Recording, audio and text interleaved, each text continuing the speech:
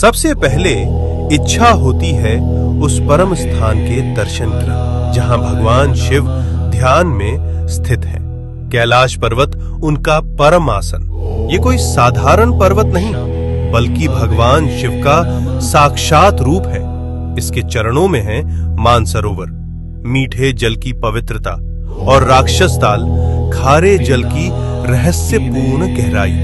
इतने पास फिर भी एक मीठा एक खारा, जैसे भगवान शिव के भीतर संतुलित दो स्वरूप। अब हम पहुंचते हैं उस तपोभूमि पर जहां भगवान शिव और माता पार्वती ने विवाह के बाद ध्यान लगाया। ये है आदि कैलाश, उत्तराखंड के ऊंचे हिमालय में स्थित, जहां आज भी उनकी ध्यान ऊर्जा का कंपन महसूस होता है। यही है गौरी कुंड और पार्वती सरोवर। ये पर्वत नहीं, शिव पार्वती की जीवित उपस्थिति का केंद्र है, इसलिए कहलाता है छोटा कैलाश। और पास ही स्थित है ओम पर्वत, जहां बर्फ पर स्वतः उभरा ओम दिखाई देता है, जैसे शिव का मौन मंत्र इस भूमि में गूंज रहा हो अनंत काल से। अब हम बढ़ते हैं हिमाचल की उस रहस्यमयी चोटी की ओर जहां विराजमान है स्वयं भगवान शिव, जिसे कहा जाता है मणि महेश कैलाश। इस पर्वत की चोटी से दिखाई देती है एक दिव्य मणि। मान्यता है जब भगवान शिव प्रसन्न होते हैं तो ये मणि दिव्य तेज प्रकट करती है, जो भक्तों के जीवन में भर देती है एक दिव्य प्रकाश।